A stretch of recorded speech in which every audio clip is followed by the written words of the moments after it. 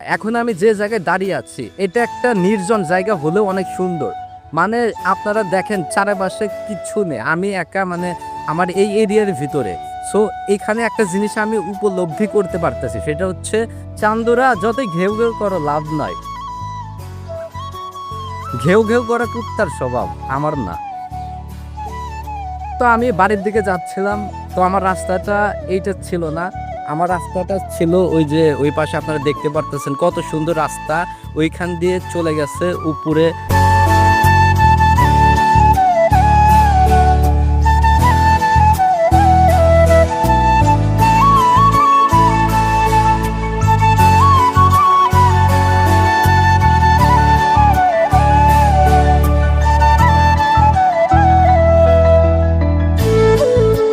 Hello everyone, আজকে আমি অপরাহ্নের সময় একটু ঘুরতে বের হয়েছি। তো অনেকদিন হলো আমি ঘুরি না, তো আজকে একটু ঘরের বাইরে বের হলাম, তাও আবার অপরাহ্নের সময়, মানে বিকেলবেলা। সো এখন আমি একটু বাইরে আসছি, দেখি খোলামেলা পরিবেশ কেমন লাগে একটু অনুভব করার জন্য। সো দেখি কই কই ঘোরা যায়, আপনারা আমার সাথে থাকুন। আর গাইজ, এখন আমি যে জায়গায় আছি এই জায়গাটা খুবই পরিচিত আমার, আমি মাঝে মধ্যে আসি। আর এটা হচ্ছে একটা ইটের ভাটা, আপনারা দেখতে পারতেছেন। এই ইটের ভাটাতে আমি অনেক ভিডিও করেছি, মানে আমাদের এলাকার ভিতরে এটাই একমাত্র নির্জন জায়গা যেখানে কোনো শব্দ নেই বা কেউ ডিস্টার্ব করার মতো নাই। মানে এই জায়গায় ভিডিও বানাতে সুবিধা কেমন সেটা বলি, সেটা হচ্ছে ভিডিও বানানোর সময় মানে আশেপাশে কোনো মানুষ থাকে না, কিন্তু পাবলিক প্লেসে যখন ভিডিও বানাই তখন হচ্ছে মানুষ হঠাৎ করে এসে পড়ে ক্যামেরার ফ্রেমে, তখন মনে করেন যে পার্সোনাল যে ভিডিও ওটা বানাইতে পারি না। যার কারণে এটা একটা খোলামেলা পরিবেশ, আপনারা দেখতে পারতেছেন। এই জায়গায় যদি আমি ভিডিও করি সহজে কোনো মানুষ আসবে না। সো এইখানে ভিডিও করে মানে একা একা ভিডিও করা যায় পার্সোনালভাবে। সো এটা হচ্ছে ইটের ভাটা, অনেক দিন হলো এই ইটের ভাটাটা বন্ধ আছে। আর বন্ধুরা, ভিডিও বানাতে এসে একটা সমস্যার সম্মুখীন হলাম, সেটা হচ্ছে যে আমার সামনে একটা বগি না কি যেন বলে, বেকু গাড়ি যেটাতে মাটি তোলে। আমি আপনাদেরকে একটু দেখাই, ওই যে বেকু গাড়ি দেখতে পারতেছেন।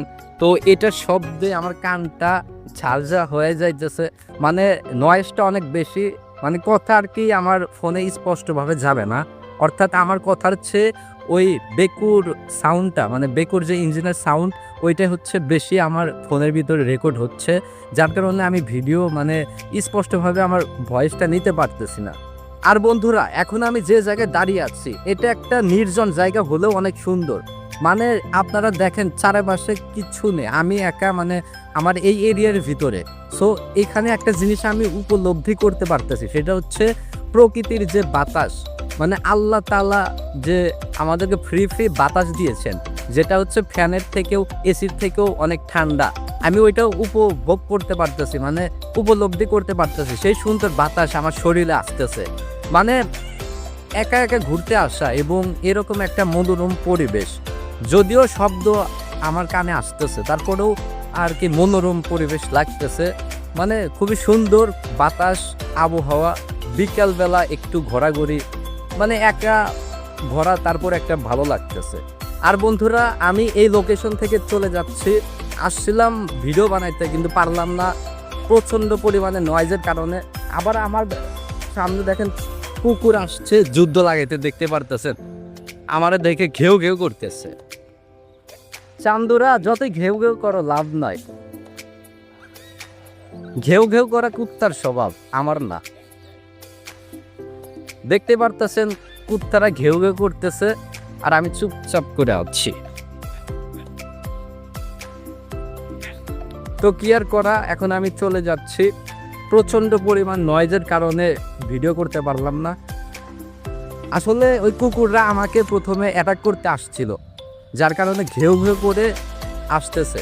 আপনারা খেয়াল করে দেখবেন, যখন রাস্তায় একা একা যান তখন কুকুর সামনে দেখলে পারে ঘেউ ঘেউ করে আপনার কাছে আসে কামড় দেওয়ার জন্য। শুধু ঘেউ ঘেউ পর্যন্ত সীমাবদ্ধ, কিন্তু কামড় দেওয়ার সাহস আর পায় না। যদি আপনি হাতে একটা লাঠি নেন, দেখবেন যে তোলার আগেই ও দৌড় দিছে। How funny.